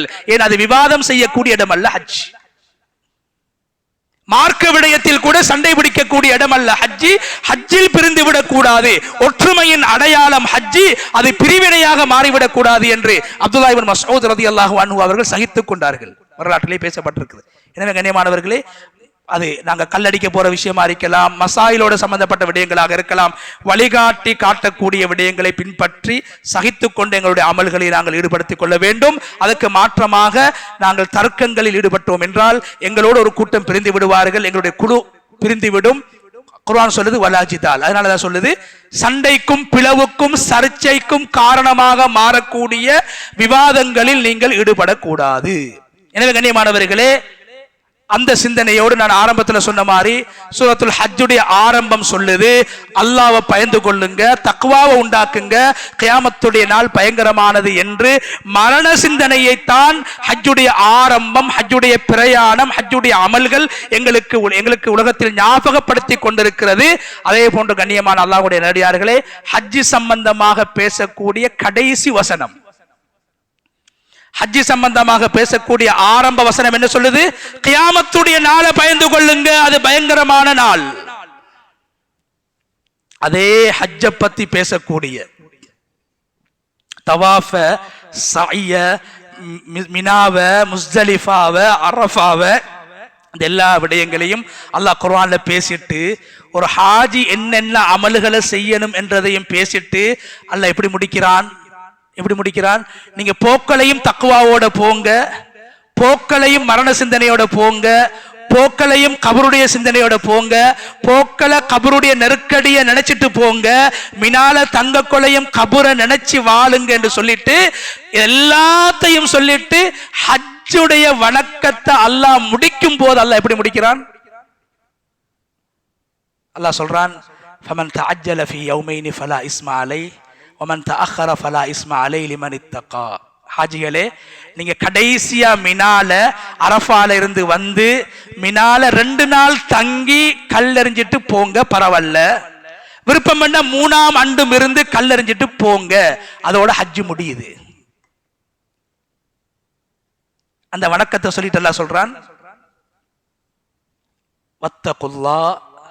எப்படி ஹஜ்ஜுக்கு போகும்போது நீங்க தக்வாவோட வர வேண்டும் என்று அல்லாஹ் சொன்னானோ, இப்ப அதே அல்லாஹ் சொல்றான், ஹஜ்ஜில இருந்து நீங்க வரும் எல்லா அமலும் முடிஞ்சு இப்ப நீங்க போக கொள்ளையும் தக்வாவோட போங்க. வஅலமு அன்னக்கும் இலைஹி துஹ்ஷரூன். தக்வாவோட போங்க, அதே மாதிரி நீங்க அறிஞ்சு கொள்ளுங்க, புரிஞ்சு கொள்ளுங்க, விளங்கி கொள்ளுங்க. ஒரு நாள் வரும், இன்று எந்த வீட்டை சந்திக்கிறதுக்கு வந்துட்டு எல்லாத்தையும் முடிச்சிட்டு நாட்டுக்கு போறீங்க, ஒரு நாள் நீங்க என்ன சந்திக்க வேண்டி வரும். அன்னக்கும் இலைஹி துஹ்ஷரூன், நீங்கள் எல்லோரும் ஒரு நாள் அல்லாஹ்வின் பக்கம் உங்களுடைய கபறுகளில் இருந்து எழுப்பாட்டப்பட்டு அல்லாஹ்வின் பக்கம் நீங்கள் மீண்டும் எழுப்பப்படுவீர்கள், அல்லாஹ்வின் பக்கம் திருப்பப்படுவீர்கள். அல்லாஹ்வை நீங்கள் சந்திக்க வேண்டும், அந்த நாளை பயந்து கொள்ளுங்கள். எனவே ஹஜ்ஜுடைய ஆரம்பமும் அல்லாஹ் சொல்றான் கியாமத்தை பயப்படுங்க, மௌத்தை பயப்படுங்க. ஹஜ்ஜை முடிச்சிட்டு வரும்போதும் அல்லாஹ் சொல்றான் மௌத்தையும் கியாமத்தையும் பயந்து கொள்ளுங்கள், மௌத்தையும் கியாமத்தையும் பயந்து கொள்ளுங்கள். வாழ்க்கையில் எஞ்சிருக்கக்கூடிய நாட்களை மரண சிந்தனையோடு நான் மௌத்தாக கூடிய ஒரு நாள் இருக்கிறது. ஹஜ்ஜிக்காக சென்றேன், மரண சிந்தனையோடு இருந்தேன், விக்கிரோடு இருந்தேன், சிந்தனைகளோடு இருந்தேன், அல்லாஹ்வுக்கு நன்றி செலுத்தியவனாக கழித்தேன், அல்லாஹ்வை புகழ்ந்தவனாக கழித்தேன், திரும்பி வந்து விட்டேன். மீண்டும் அல்லாஹ்வுடைய வீட்டை தரிசித்த நாள், அல்லாஹ்வை வீட்டை தரிசித்த நான் அல்லாஹ்வை சந்திக்கக்கூடிய ஒரு நாள் இருக்கிறது என்ற உணர்வோடு நீங்கள் திரும்பி போகுங்கள் என்று அல்லாஹு தஆலா குர்ஆன்ல சொல்றான். எனவே கண்ணியமான அல்லாஹ்வுடைய நடிகார்களே, அந்த அடிப்படையில் ஹஜ்ஜுடைய பிரதானமான நோக்கம், எங்களுடைய ஒவ்வொரு நிலைமைகளும் ஹஜ்ஜில் மாறும் போது அது மரண சிந்தனையை, மௌத்துடைய சிந்தனையை எங்களுக்கு தர வேண்டும். இரண்டாவது அல்லாஹ்வுடைய சிந்தனை, அல்லாஹ்வை அதிகமாக ஹஜ்ஜுடைய காலங்களில் இஹ்ராமோடு இருக்கும் போது மிஹ்ராத்தை நாங்கள் கலைந்ததற்கு பின்னாலும் அல்லாஹ்வுடைய சிந்தனையை ஏற்படுத்திக் கொள்ள வேண்டும். ஹஜ்ஜுடைய பிரதானமான நோக்கம். மூணாவது கண்ணியமானவர்களே, நபி இப்ராஹிம் அலைஹிஸ்ஸலாம் அவர்களை அல்லாஹ் குர்ஆனில் முன்மாதிரியாக பேசக்கூடிய நேரத்தில் இப்ராஹிம் அலைஹிஸ்ஸலாத்திடத்தில் காணப்பட்ட இரண்டு முக்கியமான பண்புகள், எப்போதும் அல்லாஹ்வை நினைத்து வாழ்வது, அதே நேரத்தில் சகிப்புத்தன்மையோடு வாழ்வது. இந்த இரண்டு விதமான பயிற்சிகளையும் ஹஜ்ஜி எங்களுக்கு வழங்க வேண்டும். அதே போன்ற கண்ணியமானவர்களே, ஹஜ்ஜுடைய முக்கியமான ஒரு அம்சம்தான் குர்ஆன் சொல்லுது வமை யுஅல்லிம் ஷஆயிரல்லாஹ் ஃபஇன்னஹா மின் தக்வல் குலூப். உங்களோட உள்ளத்துல எப்ப அல்லாஹ்வுடைய புனிதமான இடங்கள், மக்கா என்றாலே அது புனிதமான இடம், அங்க போய் என்னடா இப்படி சூடு, என்னடா இப்படி தூசி, என்னடா இப்படி கிரௌட் என்று சொல்லி அந்த பூமியுடைய கண்ணியத்தை நாங்கள் இழக்க செய்திடக்கூடாது.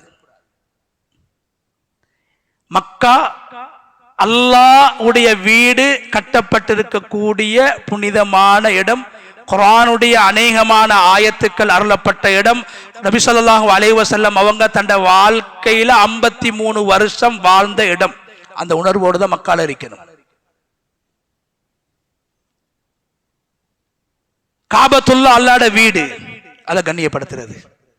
சஃபா மர்வா நாங்க தொங்கோட்டம் ஓடக்கூடிய நேரத்தில் 7 தடவைகள் ஏறி இறங்கக்கூடிய அந்த மலை, அதை குர்ஆன் சொல்லுது மின் ஷஆயிரில்லாஹ், அல்லாஹ்வுடைய அடையாள சின்னங்கள்ல ஒன்று. ஏன் அந்த 2 இடங்கள்லையும் அல்லாஹ்வுடைய பெயர் அதிகமாக சொல்லப்படுது, அந்த இடங்களை கண்ணியப்படுத்துறது. மினா, அரஃபா, முஸ்தலிஃபா, குர்ஆன் சொல்லுது அல்லாஹ் ஒருவன் என்பதை உலகத்துக்கு அடையாளப்படுத்தக்கூடிய இடங்கள், நபிமார்கள் மிரித்த இடங்கள், ஆதம் அலைஹிஸ்ஸலாம் தொடக்கம் உலகத்தில் கடைசியாக ஹஜ் செய்யக்கூடிய ஒவ்வொருவர்களும் தரிசிக்க வேண்டிய இடம், எல்லோரும் வந்து போகக்கூடிய இடம், எல்லோரும் அல்லாஹ்வை ஞாபகம் செய்த இடம், பல்வேறுபட்ட பாவிகளை அல்லாஹ் மன்னித்த இடம் என்ற கண்ணியத்தை உள்ளத்தில் ஏற்படுத்திக் கொள்ள வேண்டும். ஹஜ்ஜுடைய நோக்கம். அதே மாதிரி கண்ணியமானவர்கள், ஹஜ்ஜை முடிச்சதுக்கு பின்னால ரசூலுல்லாஹி ஸல்லல்லாஹு அலைஹி வஸல்லம் அவங்களோட அந்த மதீனா ஒரே பிரயாணத்தில் ஹஜ்ஜுடைய அமலோடு சம்பந்தப்பட்டது அல்ல என்றாலும் நாங்க மதீனாவை ஹஜ்ஜுக்கு முன்னாலோ பின்னாலோ எங்களோட வாழ்க்கையில தரிசிக்கிறது. அநேகமான சஹாபாக்கள் வாழ்ந்து மரணித்து அடக்கப்பட்ட இடம். நபி ஸல்லல்லாஹு அலைஹி வஸல்லம் அவங்க தன்னுடைய வாழ்க்கையில கடைசியாக கழித்த இடம். நபி ஸல்லல்லாஹு அலைஹி வஸல்லம் அவங்களோட மரணத்துக்கு பின்னால் நபி அவர்களுடைய உடம்பில் மதீனாவுடைய தண்ணீர் தான் ஊத்தப்பட்டது. அந்த தண்ணீரை நான் குடிக்க போகிறேன். நபி அவர்கள் மிரித்த அந்த முபாரக்கான பூமியில் என்னுடைய காலால் அந்த பூமியை நான் மிரிக்கின்றேன் என்ற உணர்வை ஏற்படுத்திக் கொள்ள வேண்டும். மதீனாவில் ஏற்படக்கூடிய சிரமங்களை தாங்குவது, மதீனாவுடைய வழிகளை, வருத்தங்களை, சூட்டை, உஷ்ணத்தை தாங்குவது. நபி ஸல்லல்லாஹு அலைஹி வஸல்லம் அவங்க சொன்னாங்க, நாளை கியாமத்துடைய நாளையில் யாரெல்லாம் மதீனாவுக்கு வந்து மதீனாவுடைய சிரமத்தை, கஷ்டத்தை, நெருக்கடியை, உஷ்ணத்தை தாங்குவார்களோ, குந்து ஷஃபீஅன் லஹு யௌமல் கியாமா, கியாமத்துடைய நாளையில் நான் அவர்களுக்காக வேண்டி அவர்கள் சுவர்க்கம் செல்ல வேண்டும் என்பதற்காக, அவர்களுடைய பாவங்கள் மன்னிக்கப்பட வேண்டும் என்பதற்காக அல்லாஹ்விடத்தில் ஷஃபாஅத் செய்வேன் என்று சொன்னாங்க ஸல்லல்லாஹு அலைஹி வஸல்லம். நீங்கள் வாழ்ந்து மௌத்தாக வேண்டுமாக இருந்தால் மதீனாவுக்கு வந்து மௌத்தாகுங்கள் என்று ஸல்லல்லாஹு அலைஹி வஸல்லம் அவர்கள் வாழ்வதற்கும் மரணிப்பதற்கும் சிறந்த இடம் மதீனா என்று சொல்லியிருக்கிறார்கள்.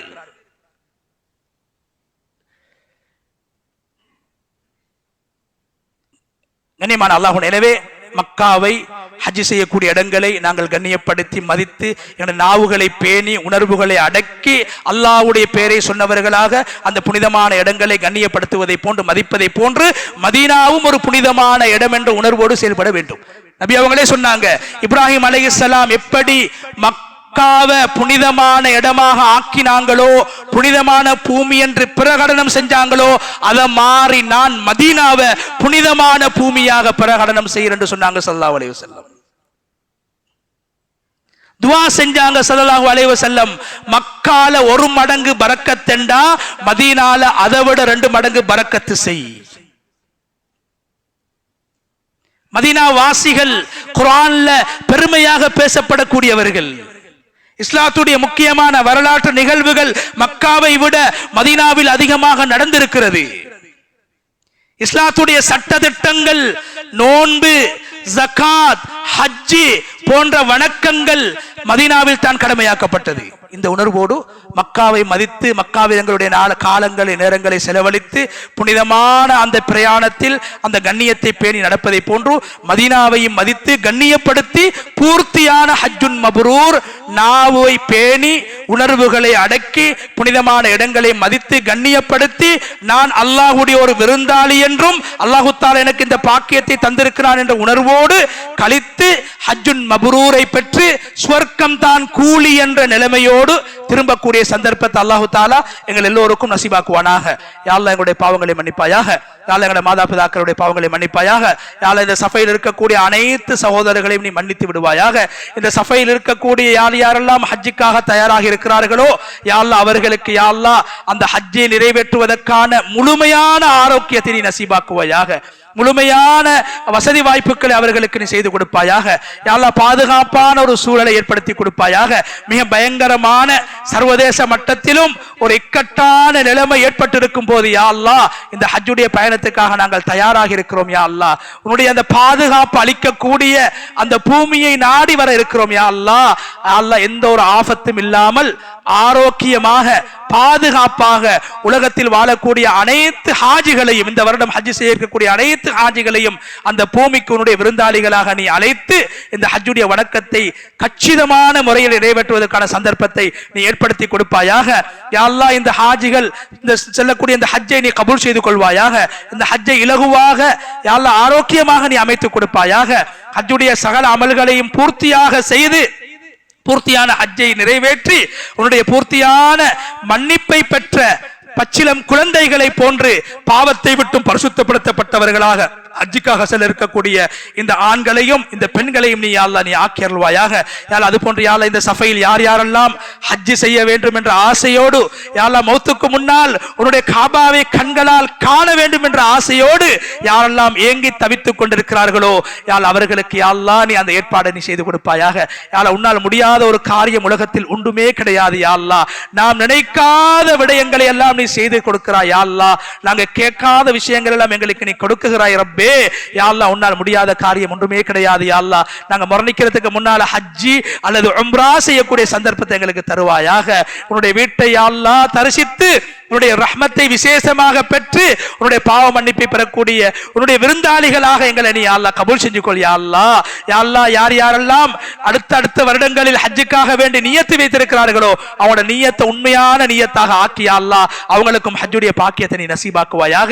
அதே போன்று அருமை நாயகம் ஸல்லல்லாஹு அலைஹி வஸல்லம் அவங்க இறுதியாக வாழ்ந்து மரணித்து அவங்க அடக்கப்பட்டிருக்கக்கூடிய அந்த புனிதமான இடத்தை யா அல்லாஹ் தரிசித்து ஸல்லல்லாஹு அலைஹி வஸல்லம் அவங்களுக்கு சலாம் ஸலவாத்து சொல்லி நபி அவர்களுடைய ஷஃபாஅத்தையும் உன்னுடைய நெருக்கத்தை பெறக்கூடிய கூட்டத்தில் எங்கள் அனைவரையும் ஆக்கருவாயாக.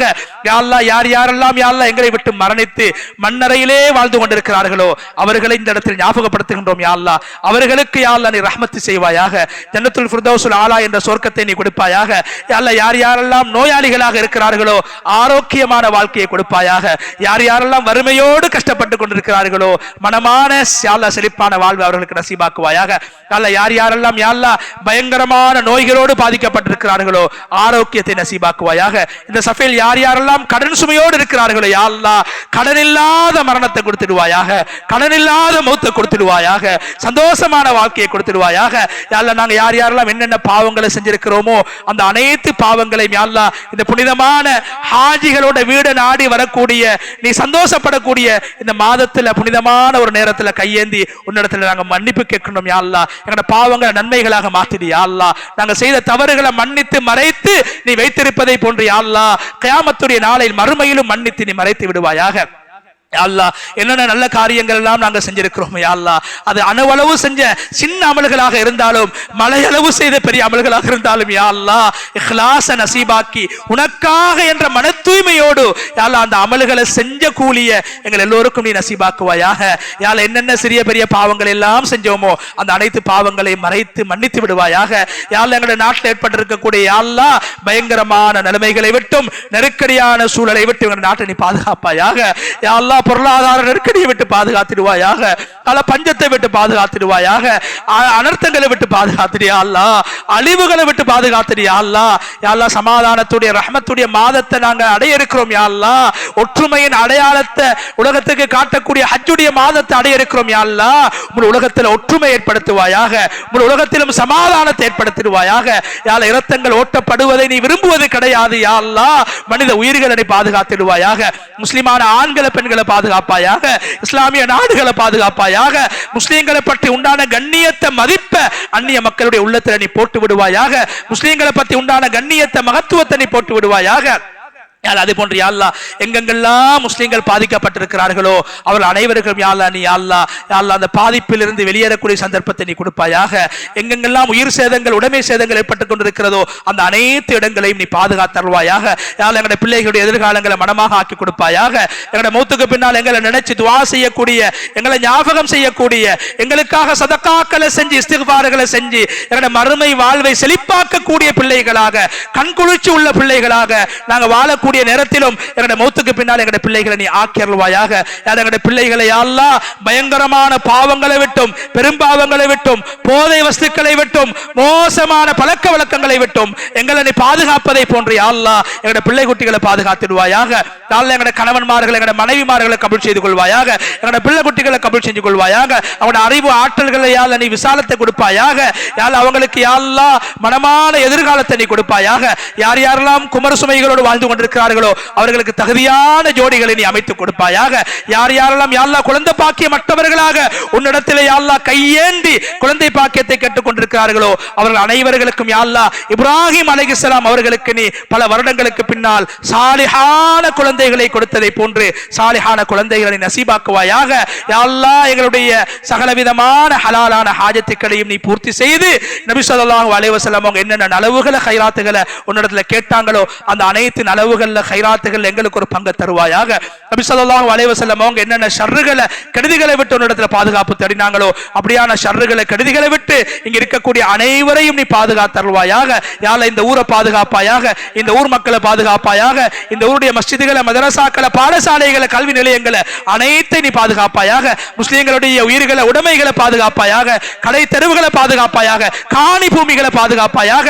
முஸ்லிம்கள் தலை நிமிர்ந்து வாழக்கூடிய ஒரு பிரதேசமாக முன்மாதிரியான ஒரு பிரதேசமாக யா அல்லாஹ் இந்த ஊரை நீ ஆக்கி அருள்வாயாக.